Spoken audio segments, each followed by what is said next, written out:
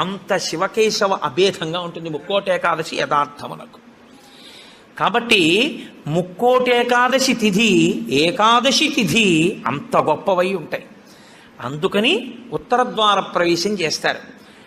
అటువంటి ముక్కోటి ఏకాదశి తిథి నాడు మీరు భగవత్ సంబంధంగా ఏది చేసినా కూడా దేశకాలాదులను అనుసరించి కోట్ల రెట్లలో ఈశ్వరుడు దాని ఫలితాన్ని ఏర్పాటు చేసేస్తాడు. మీరు రామచంద్రమూర్తిని నించోపెట్టి పంచామృతాలతో అభిషేకం చేశారనుకోండి, 3 కోట్ల పర్యాయములు అభిషేకం చేసిన తరువాత ఆ మూర్తి ఎంత తేజస్సుతో నిలబడుతుందో అంత తేజస్సుతో నిలబడిపోతుంది అక్కడ. ఇప్పుడు ఆ వంశానికి ఆ దేవాలయానికి ఎంత శక్తి వచ్చేసిందో మీరు ఆలోచించండి. మీరు ఒక తులసిదళం పట్టుకొచ్చి శ్రీ మహావిష్ణువుకి ఇచ్చారనుకోండి, మీరు 3 కోట్ల తులసిదళాలు పట్టుకొస్తే ఏ ఫలితమో ఆ ఫలితం ఇస్తారు. 3 కోట్ల ఏకాదశుల్లో 3 కోట్ల తులసిదళాలు